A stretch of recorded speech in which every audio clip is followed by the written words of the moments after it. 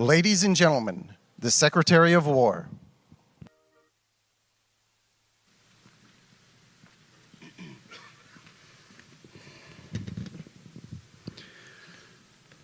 Well, you've heard from me, so now it's the main event, our Commander-in-Chief. I have the privilege every single day of watching him put America first, of ensuring that our warfighters have everything they need. His compass is clear. He's easy to follow because you know he has our back.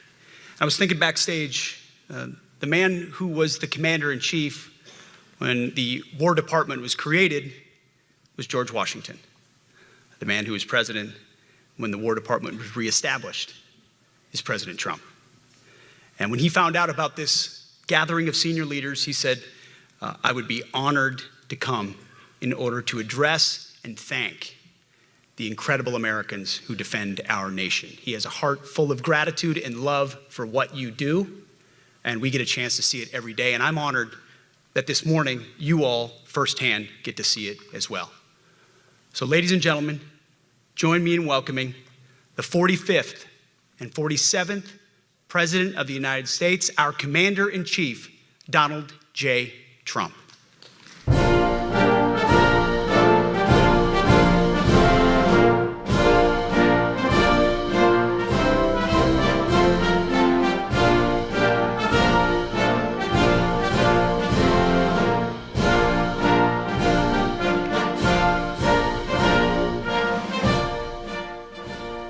Thank you very much, Pete. Great job you're doing, too. Fantastic job. I've never walked into a room so silent before. This is very, oh, don't laugh, you're not allowed to do that. You know what, just have a good time. And if you want to applaud, you applaud. And if you want to do anything you want, you can do anything you want. And if you don't like what I'm saying, you can leave the room. Of course, there goes your rank, there goes your future. But you just feel nice and loose, okay, because we're all on the same team. And I was told that, sir, you won't hear a murmur in the room. I said, we got to loosen these guys up a little bit. So you just have a good time. But I want to thank Secretary Hegseth and General Kane, General Raisin Kane for a reason, they call him that. When I heard his name, I said, you're the guy I'm looking for. The Joint Chiefs of Staff and so many others in this room who together represent the greatest and most elite fighting force in the history of the world, the United States military. We're very proud of our military. I rebuilt the military during my first term. It's one of the greatest achievements. We had the greatest economy in history, and I built the military. Those are the two things I say more than anything else. And I also kept us safe at the borders. We had very good borders. We didn't have people coming in from jails and prisons and everything like took place over the last 4 years. They'll never forget what happened to this country over the last 4 years with the incompetence. There could be no higher honor than to serve as your Commander-in-Chief. It is a great honor. I look at you, you're just incredible people. Central casting, I might add. To each and every one of you, I thank you for your unwavering devotion to the armed forces and to the country that we've all sworn a sacred oath to defend. We all have that oath, every one of us. I'm thrilled to be here this morning to address the senior leadership of what is once again known around the world as the Department of War. I know Pete spoke about it. He gave a great speech, I thought. Great speech. I don't want him to get so good. I hate that. You know? No, I hate it. I almost fired him. I said, you can't, I don't want to go on after that. No, he gave a great speech, but he talked about Department of War. We were sitting there. I said, didn't it used to be called the Department of War? And he goes, yes, sir. They changed it like in the early 50s. So we won the First World War. We won the Second World War. We won everything in between and everything before that. We only won. And then we went, in a way, woke. That was probably the first sign of wokeness. And we changed it to defense instead of war. And I said, what do you think? How do you think if we changed it back? Would that be a nice idea? And Pete loved it immediately. Some people thought about it. You know, they gave it a little thought. But in the end, we did it. And I have to be honest, it's so popular. I thought it would be met with fury on the left. But they're sort of giving up, I must be honest with you. They've had it. They've had it with Trump. They've been after me for so many years now. Here we are. Here we are. Come to the White House anytime you'd like. No, they've given up. They're bad, a lot of bad people. But all over, that's been so popular. It's been very popular. I really thought that we were going to have to sort of fight it through. There's been no fight. There's been no fight. Like what I called the Gulf of America, the Gulf of America, because to me it was always the Gulf of America. I could never understand. We have 92% of the frontage. And for years, actually 350 years, they were there before us. It was called the Gulf of Mexico. I just had this idea. I'm looking at a map. I'm saying, we have most of the frontage. Why is it Gulf of Mexico? Why isn't it the Gulf of America? And I made the change, and it went smoothly. I mean, we had a couple of fake news outlets that refused to make the change. And then one of them, AP, took us to court, and we won. And the judge, who was a somewhat liberal judge, said, the name is the Gulf of America, because AP refused to call it the Gulf of America. They wrote, they're not a good outfit, by the way. They call it the Gulf of Mexico. I said, no, the Gulf of America is the name. And the judge actually said that, in fact, you can't even go into the room because what you're doing is not appropriate. The name is the Gulf of America. Google Maps changed the name. Everybody did, but AP wouldn't. And then we won in court. How about that? Isn't that so cool? The Secretary Hegseth beautifully described the name change reflects far more than the shift in branding. It's really a historic reassertion of our purpose and our identity and our pride. That's when we go with the word war. And you know, we want war because we want to have no wars, but you have to be there, and you know, sometimes you have to do it. I have settled so many wars since we're here. We're here almost 9 months, and I've settled 7, and yesterday we might have settled the biggest of them all, although I don't know. Pakistan, India was very big. Both nuclear powers, I settled that. But yesterday could be the settlement in the Middle East. That hasn't happened for 3,000 years. I said, how long have you been fighting? 3,000 years, sir. That's a long time. But we got it, I think, settled. We'll see. Hamas has to agree. And if they don't, it's going to be very tough on them. But it is what it is. But all of the Arab nations, Muslim nations have agreed. Israel has agreed. It's an amazing thing. It just came together. War is very strange, you know. You never know what's going to happen with war. The easiest one of them all is Putin. I said, number one, it's a war that would have never happened if I were president, if the election weren't rigged. And if I were president, that war would have never happened, not even a little chance. And it didn't happen for 4 years. But I knew Putin very well, and I thought that would be easy because I know him so well. Well, that one turned out to be the hardest of them all. We had some that were not settlable, and they all got settled. So if this works out, that we did yesterday with the Middle East, then that's more than a war. That's lots of wars. That's all combined. That's a lot of wars. Many of you were over there in many different capacities in many different countries. That's a big part of the earth. But if that works out, it would be 8+. I could give myself 2 or 3 for that one. And then we just have the one to settle, and we have to settle it up with President Putin. And Zelensky, got to get them together and get it done. But the only way we can do that is through strength. I mean, if we were weak, they wouldn't even take my phone call, but we have extreme strength. We had the horror show in Afghanistan, which is really the reason I think that Putin went in. He saw that horror show by Biden and his team of incompetent people. And that showed, I think it gave him a path in. I wasn't there any longer. I watched that, and it was so horrible. I think it was the most embarrassing day in the history of our country. And now we're back, and that's it. We're not going to have any of that crap happen, I can tell you.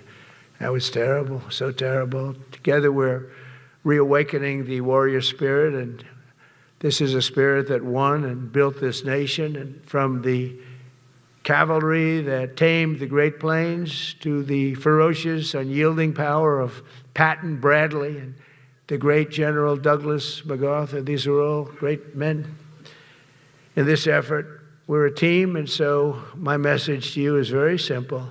I am with you, I support you, and as president, I have your backs 100%. You'll never see me even waver a little bit. It's the way it is. And that includes our great police officers and firemen and all of these people that are doing so well. Together over the next few years, we're going to make our military stronger, tougher, faster, fiercer, and more powerful than it has ever been before. I rebuilt our nuclear, as you probably know, but we'll upgrade that also and just hope we never have to use it. We have to hope we never have to use it, because the power of that is so incredible.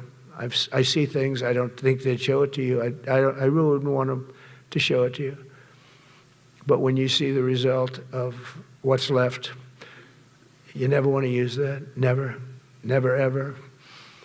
We were a little bit threatened by Russia recently, and I sent a submarine, nuclear submarine, the most lethal weapon ever made. Number one, you can't detect it. There's no way. We're 25 years ahead of Russia and China in submarines. Russia's actually second in submarines. China's third, but they're coming up. They're coming up. They're way lower in nuclear too, but in 5 years they'll be equal. They're coming up.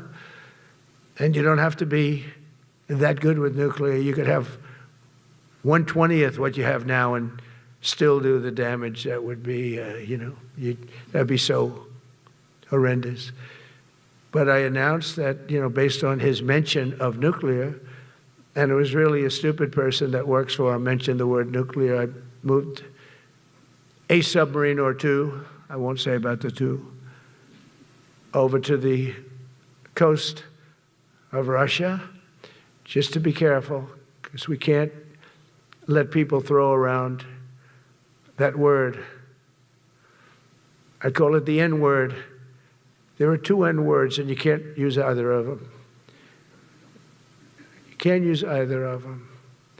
And frankly, if it does get to use, we have more than anybody else. We have better, we have newer, but it's something we don't ever want to even have to think about. But when somebody mentions it, that submarine started immediately thereafter. And it's just lurking, but I'm sure we're not going to have to use it. But it's an amazing, it's undetectable, totally. Ours is, theirs isn't. Theirs are totally detectable. We can detect them easily. We go right to the spot. But we have genius apparatus that doesn't allow detection. It doesn't allow detection at all by anybody above water or below water. It's incredible. We're way ahead of everybody in that, and other things. As a result of the exciting renewal of the spirit of our armed forces, and that's what it is. It's really reaching that spirit, unprecedented heights. Over the past 8 months, new enlistments, I'm so proud of this, have surged to record highs, the highest we've ever had. And we used to have recruiting shortages. If you remember, about a year and a half ago, I was at the beginning stage of a campaign, and things came out that you couldn't get people to join the armed forces. And by the way, the police also. Fire department. I always put the fire department in because they're great. They're great. And I got 95% of their vote, too. That helps. When you get 95% of their vote, you always have to mention them. But they're great. And they're brave in our inner cities, which we're going to be talking about, because it's a big part of war now. It's a big part of war. But the firemen go up on ladders, and you have people shooting at them while they're up on ladders. I don't even know if anybody heard that.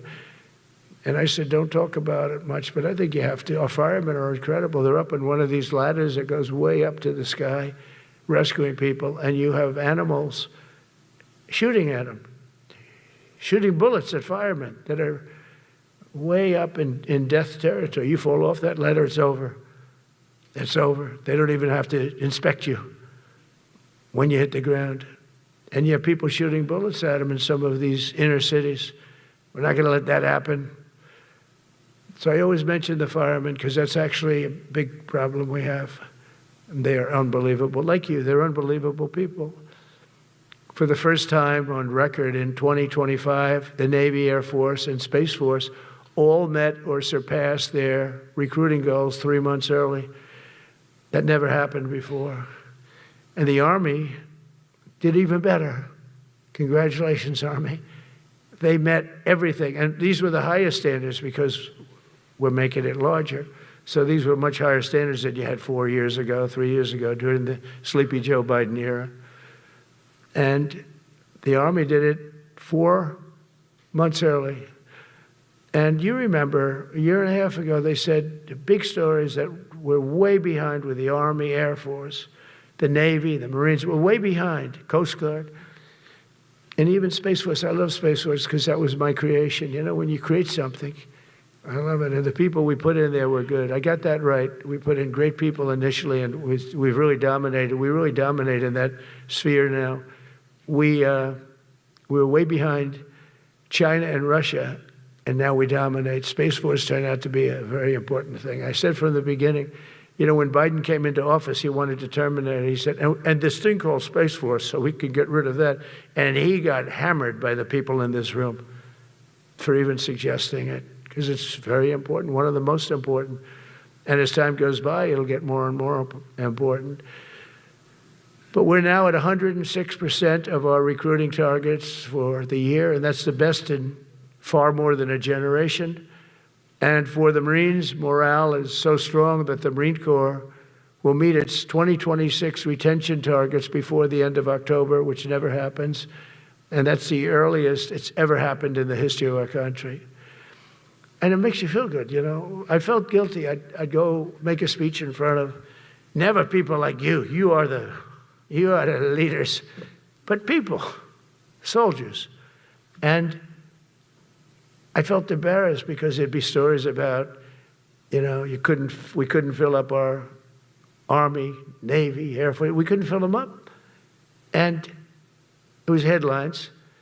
It was during Biden's 4 years, the auto pen. I call him the auto pen.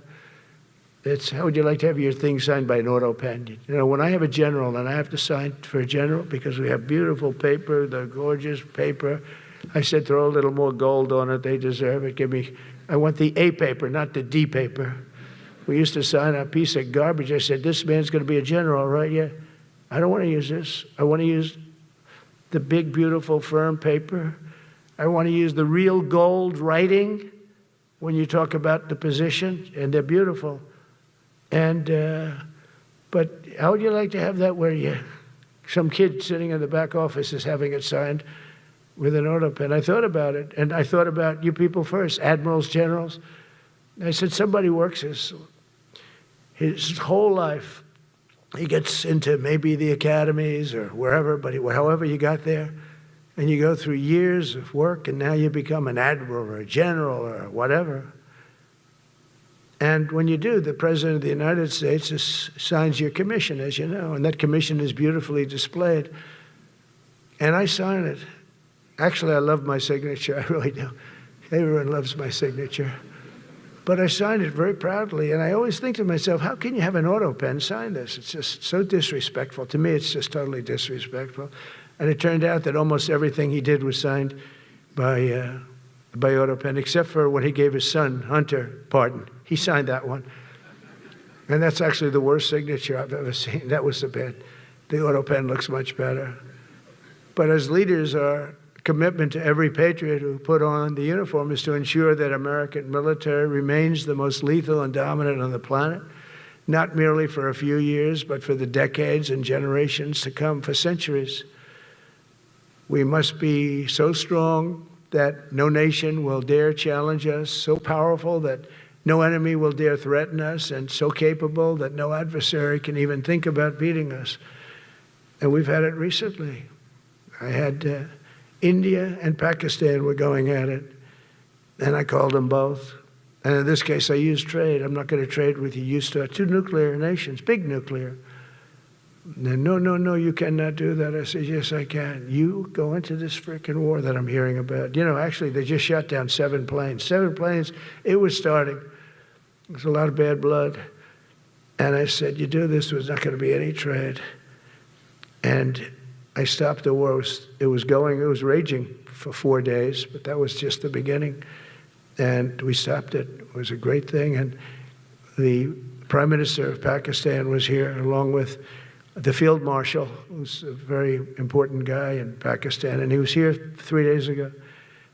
And I didn't even realize it as beautiful as he said it, but he said that to a group of people that were with us, 2 generals, but a group, he said, this man saved millions of lives because he saved the war from going on, and that war was going to get very bad, very, very bad. President Trump saved millions and millions of lives. That was a bad war. And I was very honored. I loved the way he said it. Susie Wiles was there. She said that was the most beautiful thing. But we saved a lot of them. Saved a lot of them. Even in Africa, we saved the Congo with Rwanda. They've been fighting for 31 years, 10 million people dead. I got that one done. And very proud of it. So if this works out, we'll have 8 in 8 months. That's pretty good. Nobody's ever done that. Will you get the Nobel Prize? Absolutely not. They'll give it to some guy that didn't do a damn thing. They'll give it to a guy that wrote a book about the mind of Donald Trump and what it took to solve the wars. And he'll get the Nobel Prize will go to a writer. No, but well, let's see what happens. But it's be a big insult to our country. I will tell you that. I don't want it. I want the country to get it. But it should get it because there's never been anything like it. Think of it. So if this happens, I think it will. I don't say that lightly because I know more about deals than anybody. This is what my whole life was based on. And they can change, and this can certainly change.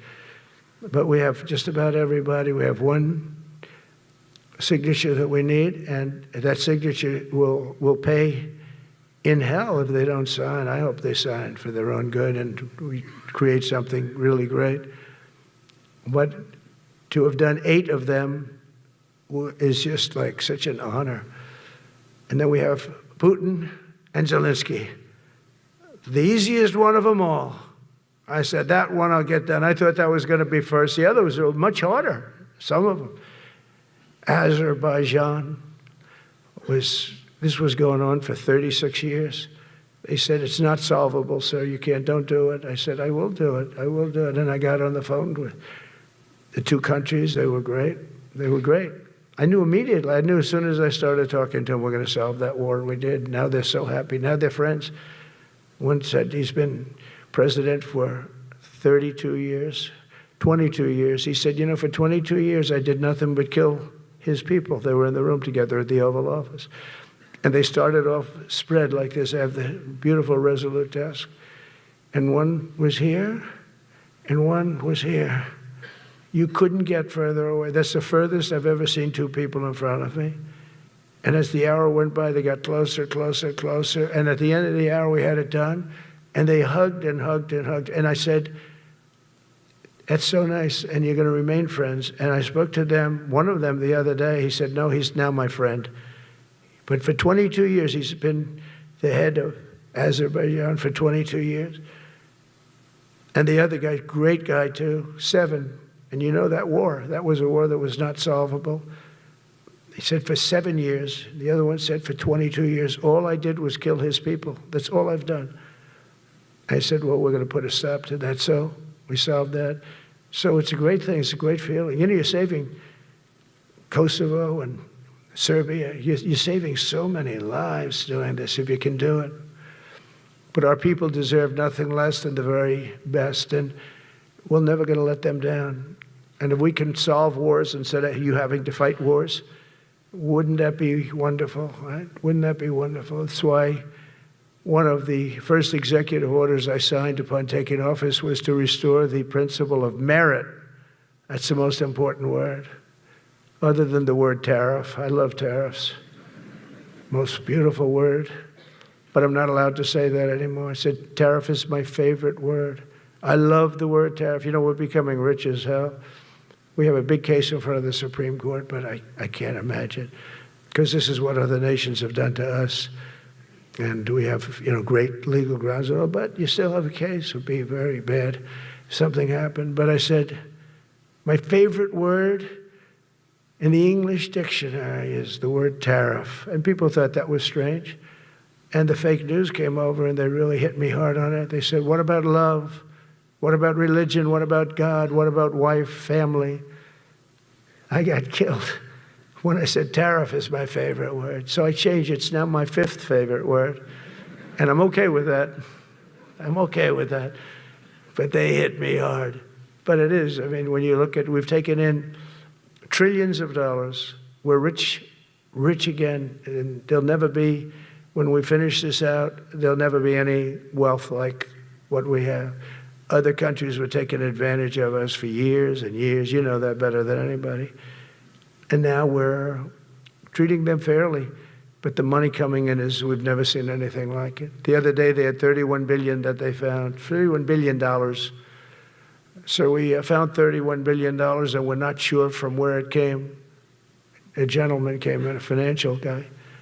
I said, well, what does that mean? He said, we don't know where it came. I said, check the tariff shelf.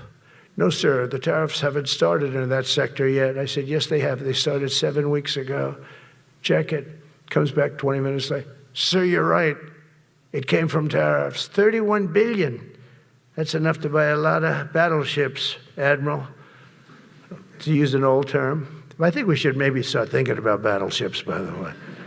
You know, we have a Secretary of the Navy came to me, because I look at the Iowa out in California, and I look at different ships and the old pictures. I used to watch Victory at Sea. I love Victory at Sea. Look at these admirals. It's got to be your all-time in black and white.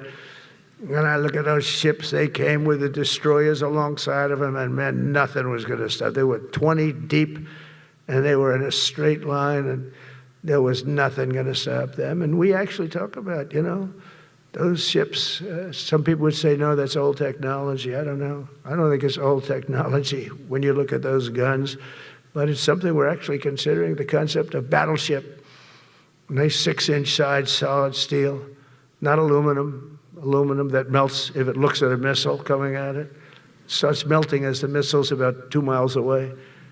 Now, those ships, they don't make them that way anymore. But you look at it, and your secretary likes it, and I'm sort of open to it. And bullets are a lot less expensive than missiles. A lot of reasons. I should take a vote, but I'm afraid to take that vote because I may get voted out on that one. But I tell you, it's something we're seriously considering. There were powers. There were big powers. They were just about as mean and scary as you could be. And so we're looking at that. One of the biggest cases that we won was the decision of the United States Supreme Court to allow us to proceed on the word merit. Merit. So those two words are right up there. So this is, I would say, the opposite if you ask for a definition, the opposite of political correctness. We went through political correct, where you had to have people that were totally unfit to be doing what you're doing for many reasons. I won't get into them. But for many reasons, they were unfit. Now, it's all based on merit. That was such an unbelievable decision. I didn't expect we were going to win that one. We went in.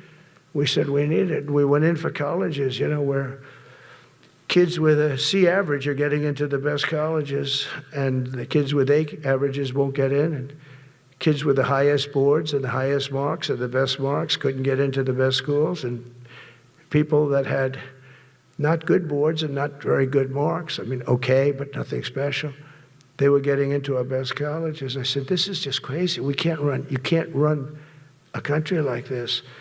And it was lingering for years, and it got to the Supreme Court, and we won that decision. Merit, everything's based on merit. You're all based on merit. We're not going to have somebody taking your place for political reasons because they are politically correct, and you're not. We take the people that are going to do the best job. That's all. It's very simple. And that's the way our country was built. We were built on merit. We got away from it for a long time. And everyone understands it. And it was done. It was approved. I give great credit to the Supreme Court because I thought they had tremendous courage. I didn't think they'd do that. That was tremendous. I give them maybe for that decision almost more than anything, because it's a hard decision to make. It's really hard. The apparatus of our country was not set up for merit. It was set up for political correctness. And you can never be great if you're going to do that. And we're going to be greater than we ever were before. We're bringing back a focus on fitness, ability, character, and strength. It's because the purposes of American military is not to protect anyone's feelings. It's to protect our republic, and it's the republic that we dearly love. It's to protect our country. We will not be politically correct when it comes to defending American freedom, and we will be a fighting and winning machine. We want to fight, we want to win, and we want to fight as little as possible. You have to count on people like me to keep you out of wars, because we don't want to go into wars. Many of the wars that I just told you about, we could have entered those wars and settled them in a different way, lose a lot of our troops. And we could have settled them, I guess, differently. Maybe not, actually. Actually, you might not have been able to settle them. We just would have been in the middle of a lot of firepower. But when we do need it, you're going to be so ready. And you know it. But very importantly, with that goal in mind, I've committed to spending over $1 trillion on our military in 2026, and that's the most in the history of our country. $1 trillion, that's a lot of money. I hope you like that. Ma'ams and sirs, I hope you like it. That's a hell of a lot of money. We have the best of everything. Every branch is seeing major investments, and as I announced in the Oval Office in March, we are rapidly moving forward with the first ever 6th generation fighter jet. I didn't name it. I did not name it. Boeing came in and they said, "Sir, this is our submittal. It's the greatest fighting jet ever done." And you know, they're testing all these planes, all the companies are testing, and this one tested like through the roof. And they said, "We'd like to name it the F-47. I said, "All right, let me think about it." Then after thinking for about 2 seconds, I said, "Okay." You know, that means 47, I'm 47. So I'm 45, 46, and 47, you know, if you think about it. I just don't want the credit for 46. I don't want to have their open borders and people coming in from all over the world, including jails and mental institutes. I don't want that on my record, but I like having it. We're investing tens of billions of dollars in modernizing our nuclear deterrence capabilities like never before. And we've begun construction on what we call the Golden Dome missile defense shield. It'll be the most sophisticated in the world. You watched it do well until they had some problems at the end with a little bit of a lack of ammunition, defensive ammunition, but they've got that taken care of. But I tell you, it's what we're doing is so good, and we deserve it. You know, we help other countries with it. We don't have it ourselves. And Canada called me a couple of weeks ago. They want to be part of it. To which I said, "Well, why don't you just join our country? You become 51, become the 51st state, and you get it for free." So I don't know if that made a big impact, but it does make a lot of sense. It actually makes, because they're having a hard time up there in Canada now, because as you know, with tariffs, everyone's coming into our country. We have more investment than we've ever had before, $17 trillion coming in. As an example, in 4 years, Biden didn't have $1 trillion. We have $17 trillion more than that in 8 months coming in. And they're coming in from Canada, Mexico, from Europe, from all over. AI, auto plants. Everybody's coming back to the United States. Under my budget, we will be expanding the U.S. Navy by at least 19 ships next year, including submarines, destroyers, assault ships, and more. And it's going to be much more than that as we go along, because we basically don't build ships anymore. We do build submarines, but we don't build ships. Do you know in the Second World War, they were freighters and different types, but we were doing a ship a day, and now we don't do ships. And I'm not a fan of some of the ships you do. I'm a very aesthetic person, and I don't like some of the ships you're doing aesthetically. They say, "Oh, it's stealth." I said, "That's not stealth. An ugly ship is not necessary in order to say you're stealth." By the way, the B-2 bombers were incredible. That is stealth. They went into that. I was with General Kane and Pete were in we call it the war room, but we're watching them go in, and they were totally untouched. They were not seen. They were literally not seen. They dropped their bombs. They hit every single one of them, hit its target. It was total obliteration.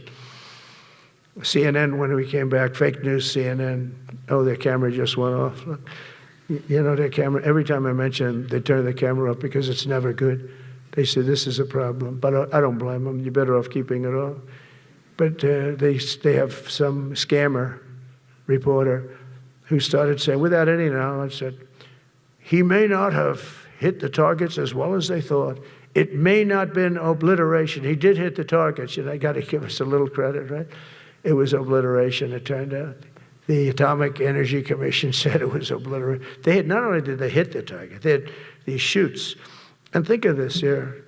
Way up in the sky, there was no moon. It was dead dark. You couldn't see a thing. You couldn't see them.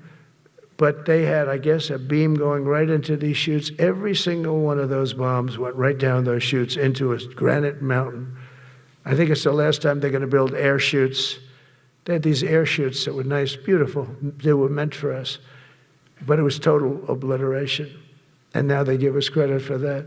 But these people were phenomenal. I tell you, for the Air Force people here, you can be very proud. That B-2, we just ordered a lot of new ones and updated ones, but I'd take the other ones. Let me tell you, they couldn't have worked any better. So they flew for 37 hours total, back and forth, no stops, no nothing. We had 52 tankers loading them up. And that's a job I wouldn't necessarily want too much, flying a tanker loaded up with hundreds of thousands of gallons of fuel. I don't know if I'd do that job, General. I asked the question, what happens if it gets hit? Sir, you don't want to know about that, right? I don't want to know about that. But those guys, they just hear us. They're incredible. I had them all to the Oval Office. We had the B-2 pilots and a lot of the people, even the people that took care of them, the maintenance people, just as important. We had them all to the White House, gave them a big party on the lawn, brought some of them into the Oval Office. But on top of all this, we'll deliver a hard-earned pay raise of 3.8% to every soldier, sailor, airman, Coast Guardsman, Space Guardman, and Marine, something you weren't getting from the past administration. They did not treat you with respect. They're Democrats. They never do. Not only are we rebuilding our great strength, but for the first time in years, my administration is actually using that strength to defend the core and vital interests of America. And very simply, we are putting America first. And I have since I've been elected. I've always put America first. It's sort of simple, you know, when you think. My campaign was run on common sense, and we did great. We got the highest numbers ever received in terms of districts. You know, they have it broken up, 2,500 versus 525. We won every swing state. We won the popular vote. We won everything. We won everything. You have to take a look at the map. It's almost entirely red, except there's a little blue line on each coast, and I think that's going to disappear too. We did really great, and part of it is because of our success with the military, the rebuilding of the military, the vote that I got from the military, and they're vicious people, you know, that we have to fight, just like you have to fight vicious people. Mine are different, a different kind of vicious, but they spread all these horrible, you know, they made up statements and said what I said about everything, but even about the military. But fortunately, the military didn't believe it. It's hard. You know, they make up a statement and they said, you say it. We had 25 people that said he never said that. 25. We had 25 affidavits. And they said, well, we're going with it anyway. You know, these sleazebags. And it's why the press is really losing all power, because people aren't believing it. We need an honest press. We need borders. We need borders. We need an honest press. We need fair elections. I mean, those three things. And we don't have an honest press. We have a really corrupt press, but we fight through the corrupt press. And the people understand you have to do this stuff a lot. You have to go on television a lot because you can't get a fair shake if you're going to rely on somebody else. They don't understand. They've destroyed the image of media now is at the lowest point it's ever been. It's lower than Congress. Can you believe that? It's something. But together with many of you in the room, we've brought back the fundamental principle that defending the homeland is the military's first and most important priority. That's what it is. Only in recent decades did politicians somehow come to believe that our job is to police the far reaches of Kenya and Somalia while America is under invasion from within. We're under invasion from within. No different than a foreign enemy but more difficult in many ways because they don't wear uniforms. At least when they're wearing a uniform, you can take them out. These people don't have uniforms. But we are under invasion from within. We're stopping it very quickly. After spending trillions of dollars defending the borders of foreign countries, with your help, we're defending the borders of our country from now on. We're not going to let this happen. Biden let people come in from prisons, mental institutions, drug dealers, murderers. You know, we had 11,488 murderers allowed into our country by this guy who had no clue. He had no clue. He shouldn't have been there in the first place, but he had no clue. The people that ran the office, the White House, were people that surrounded him, radical left lunatics that are brilliant people, but dumb as hell when it came to policy and common sense. And they allowed people from all over the world, from the Congo. They opened up prisons in the Congo. They came into our country totally unmatched, unvetted, unchecked. And from all over, South America, not just South America. You know, you think South America, no, but from all over. A lot came in from Venezuela. Venezuela emptied its prison population into our country. That's why they have Tren de Aragua, one of the worst gangs ever.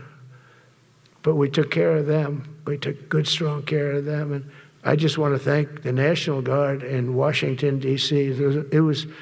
It's embarrassing to say this. Now I can say it because we solved it. But Washington, D.C. was the most unsafe, most dangerous city in the United States of America. And to a large extent, beyond. And beyond that, you go to Afghanistan, they didn't have anything like that. You go to countries that you would think there's problems, they didn't have that.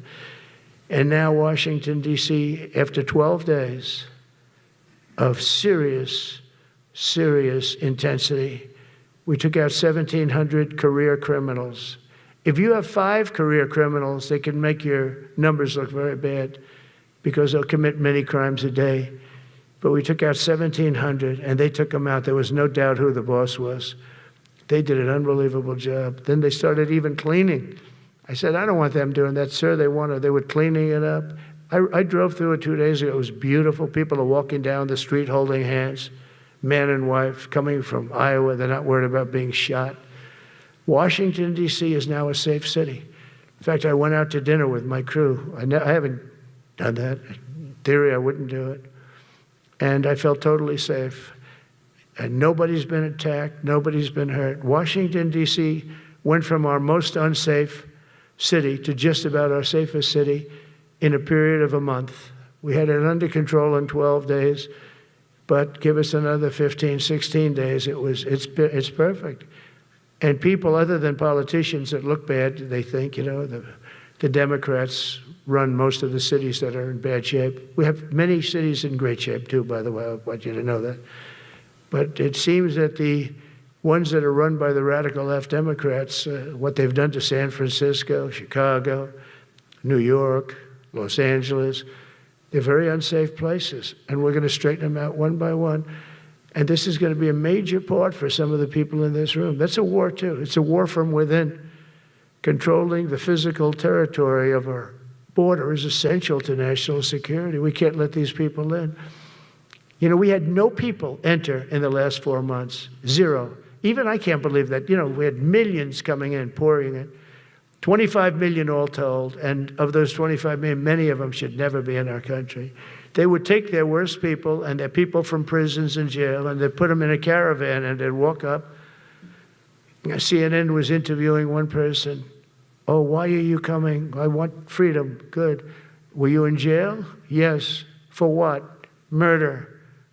I said, you had to see this anchor, a young woman. She's like, I couldn't believe. She'll probably lose her job, but because the left doesn't want to hear that. But we're running it based on common sense and based on love of our country. But I want to salute every service member who has helped us carry out this critical mission. It's really a very important mission. And I told Pete, we should use some of these dangerous cities as training grounds for our military, National Guard, but military. Because we're going into Chicago very soon. That's a big city with an incompetent governor, stupid, They threw him out of his family business. He was so stupid. I know the family. He becomes governor. He's got money. Not money that he made, but he ran for governor, he won, and now he criticizes us all the time. And last week they had 11 people murdered, 44 people shot. The week before that they had 5 people murdered, 28 people shot. Every weekend they lose 5, 6. If they lose 5, they're considering it a great week. They shouldn't lose any. You shouldn't lose any. This is civilization. And he's always up there saying, we're in very good shape. We don't need the military. No, they need the military desperately. How about Portland? Portland, Oregon, where it looks like a war zone. And I get a call from the liberal governor. Sir, please don't come in. We don't need you. I said, well, unless they're playing false tapes, this looked like World War II. Your place is burning down. I mean, you must be kidding. Sir, we have it under control. I said, you don't have it under control, Governor, but I'll check it, and I'll call you back. I called her back. I said, this place is a nightmare. It's certainly not the biggest, but it's one of the worst. It's brutal. They go after our ICE people, who are great patriots and tough job too, but they love it. They love it because they're cleaning up our country. And so you look at some of the things where they took over parts of Seattle. They actually took over a big percentage of Seattle. Think of that. You remember that. That was a while ago. And I sent in the troops, and they were gone. As soon as I sent them in, when we send in the troops, if you have a real leader that says you got to do what you have to do, I put that out the other day. You got to do what you got to do because we don't want our people hurt as they stand by. I was watching during Biden, they had troops standing up like this, brave, standing up at attention, the way I should stand all the time. And I'm like this, and people are standing, and their mouth is this far away from their mouth, and they're spitting at them, and they're screaming at them. And that soldier's standing there, he wants to knock the hell out of the person, but he's not allowed to do anything. So they just stand there and they get abused. And a woman was this far away from his face, and she starts spitting in his face, and he's not allowed to do anything. If it's okay with you, generals and admirals, I've taken that off. I say, they spit, we hit. Is that okay? I think so. They spit, it's a new thing. They spit, we hit. How about the cars where the cars are coming out? They get brand new cars, Border Patrol, ICE, beautiful, nice new cars. And they're driving along, and they have to go through a gauntlet of rocks being thrown at the car. So here's this beautiful brand new car. By the time it goes 100 yards, it's destroyed. These guys have pretty good arms, some of them. And they're throwing bricks at full force into the window and into the car. It looks like it's a war zone. And I said, never let that happen again. From now on, if that ever happens, and I say it here, you get out of that car and you can do whatever the hell you want to do. Because those people are you can die from that. Those bricks go through the windows. You can die. They'd like it to. They'd like it to go through the window. But this was a couple of months ago. They just kept driving, and bricks are hitting the car. And I said, why aren't they stopping? Because they were under orders from the past administration, never stop. But that's different with us. We stop. And since I gave that order, we haven't had that problem. It's very interesting. It's amazing. It's just like in Venezuela. You've seen the boats going. We can't find any more boats. They're carrying drugs, massive. Every boat kills about 25,000 people. That's what they have. They had fentanyl mostly and a lot of other drugs. And we take them out, and we've taken out 4. And it's on air. Everybody gets to see it. Not that we like to do that, but every boat kills 25,000 on average, 20. Some people say more. You see these boats, they're stacked up with bags of white powder. That's mostly fentanyl and other drugs too. And now we have a problem. General Kane said, sir, there are no boats out there. Not even fishing boats. They don't want to go fishing. I don't blame them. There'll be no fishing today, But it's amazing what strength will do, because all we want to do is stop drugs from flowing into our country. It's destroying. We lost 300,000 people died last year. Everybody knows friends, many friends probably, that you lost a child or adults too, but you lost a son or daughter because of what's coming into our border. And we're making it very hard. Oh, and we haven't even started yet. Last month, I signed an executive order to provide training for a quick reaction force that can help quell civil disturbances. And this is going to be a big thing for the people in this room because it's the enemy from within, and we have to handle it before it gets out of control. It won't get out of control. Once you're involved at all, they all joke. They say, oh, this is not good. You saw it in Washington. We had gangs of Tren de Aragua with 10, 12, 15 kids, and these military guys walk up to them, and they treat them with disrespect, and they just got pounded. They just got pounded. The gang just pounded, then thrown into paddy wagons and taken back to their country. Some are so dangerous we don't want to even do that because we don't want to, some of stone cold murderers, we don't have the confidence. Even though they're not coming back very easily, we don't have the confidence. We put them in jails. But these service members are following in a great and storied military tradition, from protecting frontier communities to chasing outlaws and bandits in the Wild West. And our history is filled with military heroes who took on all enemies, foreign and domestic. You know that phrase very well. That's what the oath says, foreign and domestic. Well, we also have domestic. George Washington, Abraham Lincoln, Grover Cleveland, George Bush, and others all used the armed forces to keep domestic order and peace. Many of our leaders used the military to keep peace. Now they like to say, oh, you're not allowed to use the military. And you know what the people say? The people in those cities where they're being raped and shot and beat up, you know what they say? We love the military. You ever see where they interview the people on the street? I've never seen somebody say they don't, unless they're radical and paid off, because a lot of these insurrectionists are paid by, whether it's Soros or other people, but they're paid by the radical left. So today I want to thank every service member from general to private who has bravely helped us secure the nation's capital and make America safe for the American people. It's amazing. The whole world is watching. Everybody in the White House, they come up to me, young women, sir, thank you. I know immediately what they thank you. They don't have to say it. They walk to work now to the White House. We haven't had a crime in Washington in so long because we got the careers. We call them the careers. We got these lunatics out, and they'll never be any good. You know, I hate to tell this to the liberal media. You could spend time with them. You could do whatever you want. You could send them to the finest schools, which they couldn't get into anyway, mentally. They couldn't get in, but no matter what you do, they'll never be good. They're bad. They're career criminals. I don't know, maybe they were born that way. Some people don't like me to say that, but maybe they were. Certainly some were. Together with the leaders here today, we're also restoring a needed focus on defeating threats in the Western Hemisphere. Throughout this region, cartel terrorists have been allowed to wage a relentless campaign of death and destruction on our country, all because we had weak leadership on top.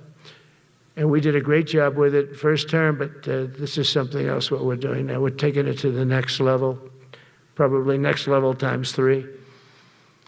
But we had COVID come up, and we had to take care of that. We did a great job with COVID. We had the therapeutics. It was just Regeneron, so many things we did for COVID, but we had to focus on that, and every other country in the world was being decimated by COVID.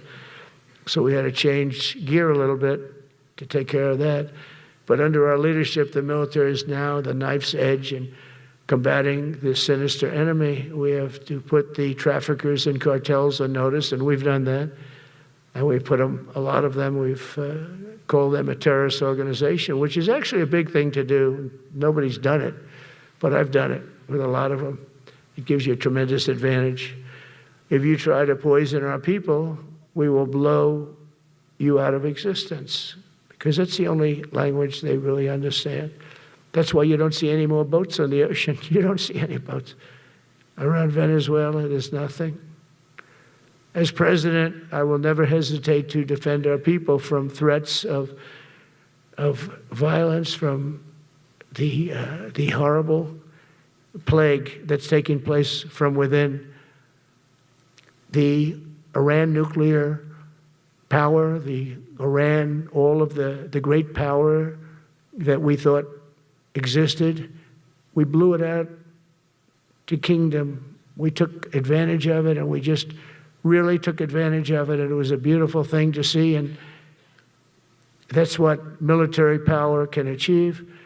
That's why I chose Raising Cane. He's fantastic, by the way. I hope you all agree. If anybody disagrees, could I please have your hand? Who disappears that Raising Cane is no good? Just raise your hand. I don't see any hands raised. All right. That means you're okay. That means that he's okay now, but I saw his results. You know, he took out ISIS. I was told it was going to take 4 years. It took 4 weeks.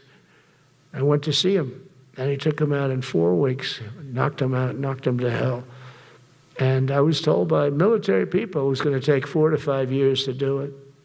And I don't even know if we'll have it then, sir. These were the Washington generals. I call them the television generals. But Raising Cane did it in 4 weeks, took out 100% of the ISIS caliphate. As a result of these actions and many others since my inauguration, we're witnessing the triumphant return of peace through strength. We have great peace through strength. America is respected again as a country. We were not respected with Biden. They looked at him falling downstairs every day. Every day the guy's falling downstairs. He said, it's not our president. We can't have it. I'm very careful, you know, when I walk downstairs, like I'm on stairs, like these stairs, I walk very slowly. Nobody has to set a record. Just try not to fall, because it doesn't work out well. A few of our presidents have fallen, and it became a part of their legacy. We don't want that. You walk nice and easy. You don't have to set any record. Be cool. Be cool when you walk down, but don't bop down the stairs. So one thing with Obama, I had zero respect for him as a president, but he would bop down those stairs. I've never said, da-da, da-da, da-da, bop, bop, bop. He'd go down the stairs, wouldn't hold on. I said, it's great. I don't want to do it. I guess I could do it. But eventually, bad things are going to happen, and it only takes once. But he did a lousy job as president. A year ago, we were a dead country. We were dead. This country was going to hell. We were dead in every way, from immigration to military. We didn't have the weapons. We were given everything to Ukraine. We had nothing. And by the way, I have to tell you, now, as you know, I went over and I met with NATO, and NATO raised from 2 to 5, which everyone said 5% of GDP. Millions and now trillions of dollars are pouring in. They didn't pay the 2% because they know we were there to pay it. And now they paid the 5%. That's trillions of dollars. And we're not spending any money on that war, not 10 cents. We sell our equipment to NATO. NATO pays us for the equipment, and they give it to Ukraine or whoever they give it to. They can keep it, but we're not involved. We have no money going out. Biden gave $350 billion, not sustainable, $350 billion. And we have a war that should have never started. But we're not doing that anymore. So I just want you to know we're selling equipment. Our people are buying equipment. They are buying the equipment at full price, a fair price. So I don't want to say we're making money, because I don't want to be making money on a war. It's too many people dying. They're losing 7,000 soldiers a week. A lot of them are Russian soldiers, but between the two countries, mostly soldiers, by the way. Sometimes, you know, in Kiev, they'll lob a missile in, or some drones in, kill some people. But mostly it's soldiers. Russia and Ukraine are losing 7,000 souls. And, you know, they're not American. They're not us. They're not you. We have a special obligation. But they're soldiers. They're young people. They leave their parents. They wave goodbye. And then 2 days later, they're blown up so unnecessarily. And so that's the primary reason I want to get it done. We got to get it done. It's crazy what's going on. That's the worst war that there's been since World War II. The number of soldiers that are being killed there is just crazy. From 5,000 to 7,000 soldiers die a week. Think of that. So I think we'll get that done. But that's turned out to be the toughest one. I'm so disappointed in President Putin. I thought he would get this thing over with. He should have had that war done in a week. And I said to him, you don't look good. You're 4 years fighting a war that should have taken a week. Are you a paper tiger? And it's a shame, but I think eventually we'll get that one done, just like in theory, I want to knock on wood, because you never know. It's like we're going to have the Middle East done, which is actually a much harder thing to do. I mean, thousands of years, but we have to get that war done. So now just think of it, we're a dead country. I was with the King of Saudi Arabia, a great guy. I was with the Emir of Qatar. I was with the great leadership of UAE. I was over there. We brought back $2 trillion and more. They ordered 200 planes, Boeings, they ordered so much, and they were great. But they all said essentially the same thing. They said, 1 year ago, you were a dead country, and now you're the hottest country anywhere in the world. We're the hottest country in the world right now. The absolute hottest country in the world. There's nobody even close. Putin said that to me. We met in Alaska, had a good meeting. Then he went back and started sending drones into Kiev. I said, I thought we had a good meeting. But it's one of those things. But we were a dead country a year ago, and now we're the hottest country anywhere in the world. Think of that. You can be proud of that. And you must have felt like hell when you have a wife or a husband at home, and you used to read the numbers that we can't get people to join the Army, Navy, Air Force, Marines, Coast Guard.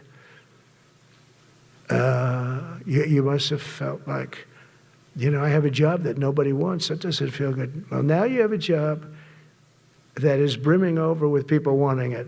They want it. And you're able to get a much higher quality because now you have your choice. You want so many. And we're going to have many, many people that aren't going to be able to join because of the fact that we don't need them at this moment. But think of it, what a difference that is from, I could just imagine 2 years ago, you're reading front page articles in the New York Times, of course, and Wall Street Journal. They always give us unfair stories. But they played it so big, they were playing it so big. Nobody wants to join the Army, the Marines, the Air Force. They don't want to join. They don't want to join the Coast Guard at all. Nobody wants to join. Nobody wants to join our police forces. Our police forces also. It's almost went hand in hand. And I used to say, boy, I'm speaking in front of the military today, and it's embarrassing because I'm speaking in front of people who have a job that other people don't want, but now you have a job that everybody wants. So I think that has to make you feel good. It's one of the reasons I love being here today, because I wanted to say that. I have to say that everybody wants to be in the Army, the Navy, the Air Force, the Marines. If you think the Coast Guard and Space Force, our beautiful Space Force, it's a whole different world. And now they're signing up, by the way, seriously big numbers for the police. Dangerous job, isn't it? Huh? Fire department.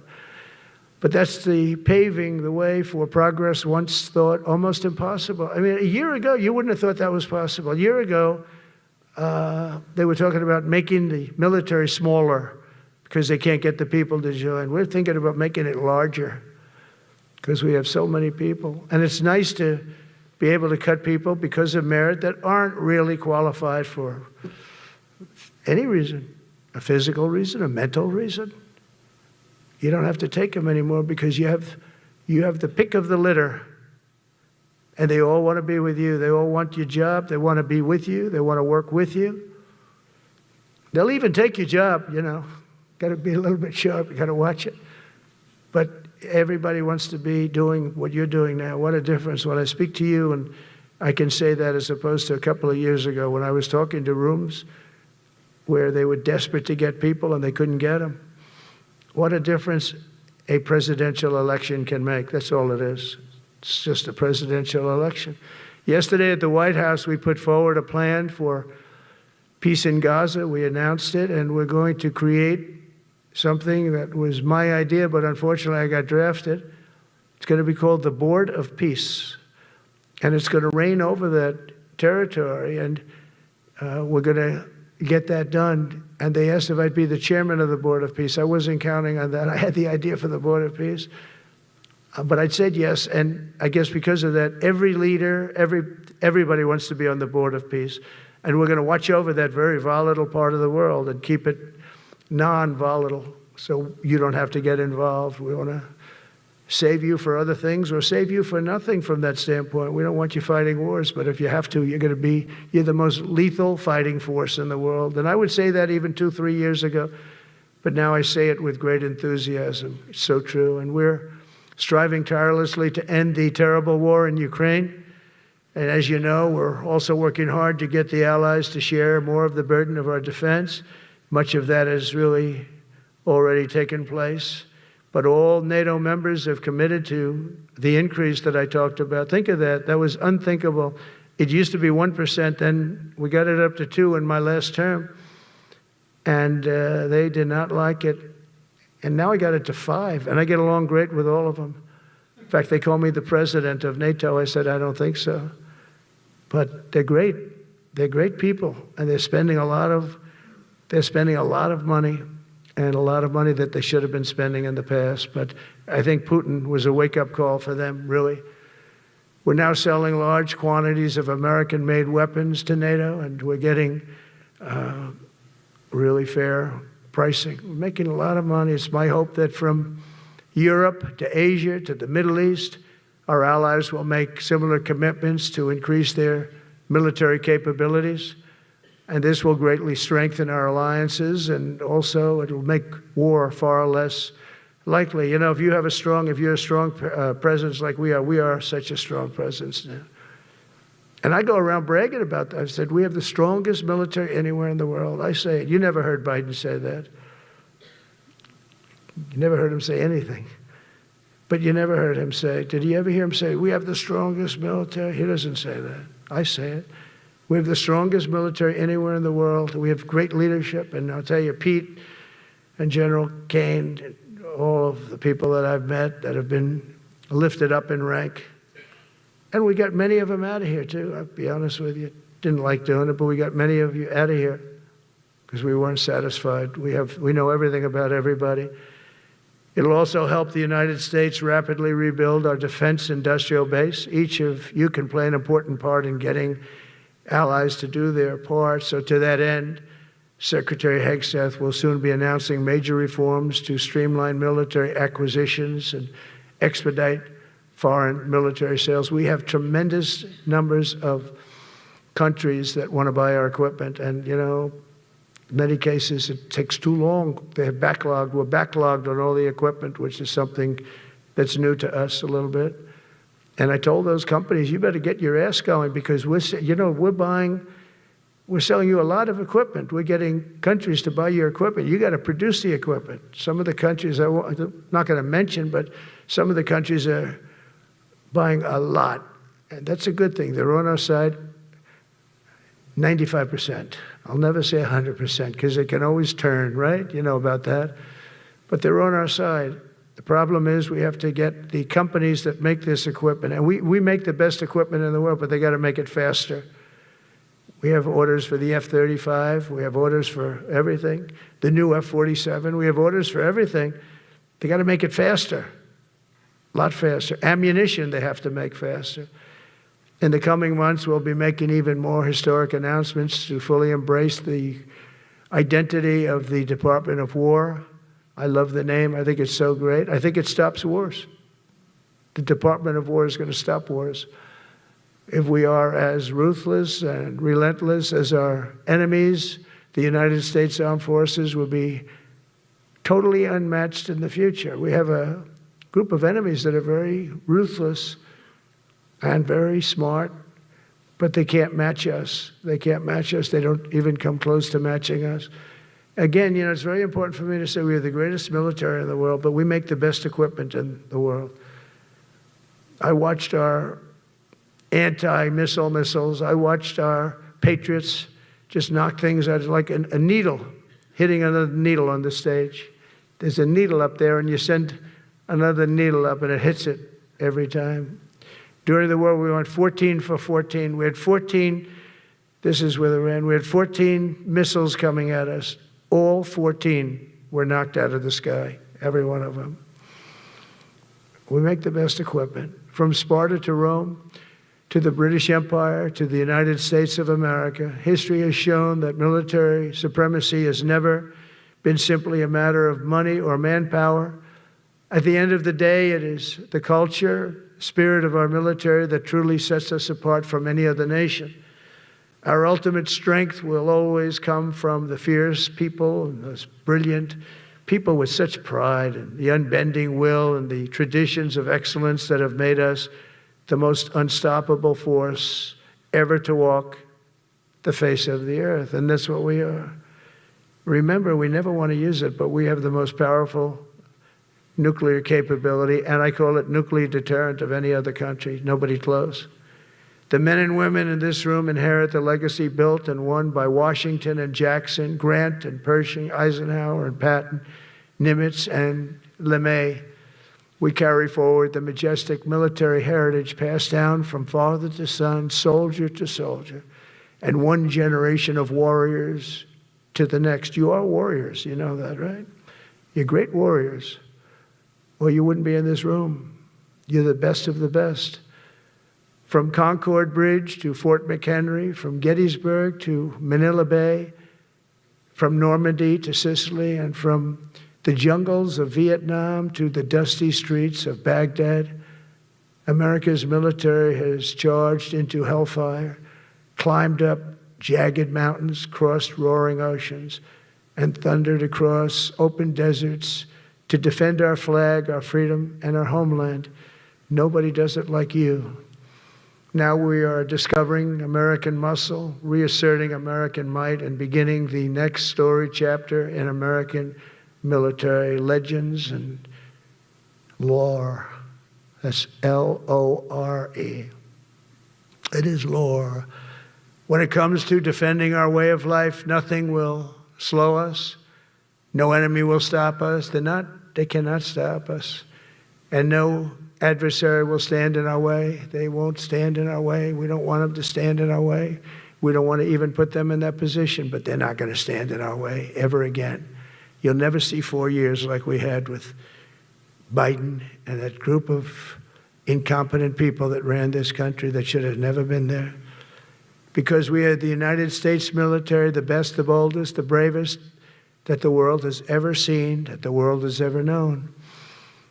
With leaders like we have right here in this beautiful room today, we will vanquish every danger and crush every threat to our freedom in every generation to come, because we will fight, fight, fight, and we will win, win, win. I want to just thank you once again, and God bless the United States military, and God bless America. God bless you all. Thank you very much. Thank you.